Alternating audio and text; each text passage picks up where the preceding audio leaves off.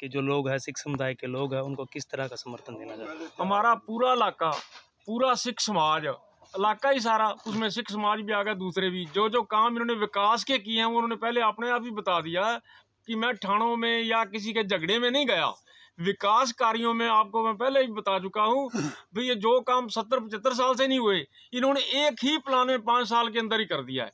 जो आपके सामने है, इन किसान भाइयों के जो 90 लाख रुपया कह रहे थे एसडीओ साहब, ये 150 करोड़ रुपए का फसल एक सीजन में बचता है। जो गेहूं बोई नहीं जाती उसका हिसाब ही नहीं है। देखो कितना नुकसान हुआ इतने साल में। हम तो इसीलिए इनके सदा ऋणी रहेंगे, आगे भी तैयार हैं। जहाँ कहेंगे हमारे को, एक शब्द पर, एक बयान पर इनके जहाँ भी कहेंगे जी जान से तैयार है। एक और ये लाल बत्ती बंद कर दी, हूटर बंद कर दिए। नहीं, यहाँ इतना हूटर बजता था, आम मतलब डर जाता था, कमजोर दिल वाला तो साइड से गिर भी जाता था।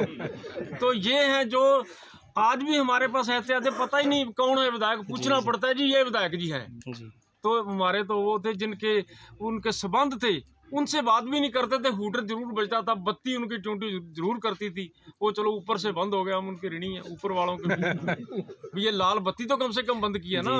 कमजोर दिल वाले का दिल तो नहीं दुखेगा, गिरेगा तो नहीं वो। हम तो उसी लिए ये इनका समाज में जो एक चलन है, मिलन है, उसके भी उससे ज्यादा ऋणी है। जो डेरा है, कुछ ट्यूबवेल नहीं थे, पानी निकल जाता था, फिर भी लोग बाद में बोल लेते थे, कुछ तोरिया बोलिया, किसी ने चने बोलिए। अब तो 40 साल से ऐसा था कि इन्होंने कोई विधायक रहा है, यहाँ से 2-2 बार भी विधायक रहे हैं, उनके रिक्वेस्ट भी करी है, उनके हाथ भी जोड़े हैं कि हमारा इसका हल करो। कोई विधायक आज तक यहाँ कोई हल नहीं कर सका। हम तो इसीलिए देसवाल जी का वो एक शब्दों से, वो शब्द ही नहीं है हमारे पास कि इनका धन्यवाद कर दें। क्योंकि हमारे 75 साल के अंदर जो काम नहीं हो सका, जो हम अपने को कहते थे ये हमारा घर है, वो हमारे घर तो थे उनका, पर हमारे भाई भूखे मरते, उनको कोई इसकी चिंता नहीं थी। जिसका हल देसवाल जी ने किया है, हम इनके जिंदगी भर ऋणी रहेंगे।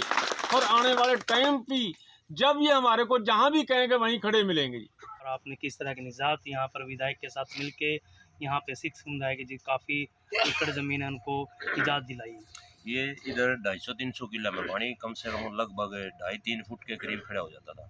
दोनों फसल मर जाती थी इनकी, जीरी की भी और गेहूँ की भी। तो हमने विधायक जी के आदेश हुए, लोग मिले थे इनसे, हमने तो इसका सर्वे करा। तो इसका एक निजात ये देखा था हमने, एक ड्रेन उधर निकलती थी, एक ड्रेन इधर थी। इधर ड्रेन में डालने दे थोड़ी दिक्कत थी, उधर ड्रेन में डालने के लिए हमने इसका पाइपलाइन का एस्टीमेट प्रिपेयर किया।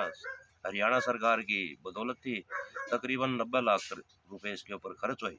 और आज वो 90 लाख खर्च होने के बाद जब हमने खेती देखी तो इससे तो कई गुना जमींदारों को फायदा हो गया। इसलिए हमारी आत्मा को बड़ी शांति है, अवेलेबल है, हमने काम करवाया इसके लिए।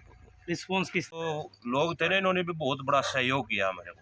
तो हमने एक बात कही थी विधायक जी को, हम पाइपलाइन भी बिछा देंगे पर वो भी दे देंगे, लेकिन लोगों ने एक ज़मीन देनी पड़ेगी 15 बाई 15 फुट की, 200 फुट के ऊपर होदी बनाने के लिए।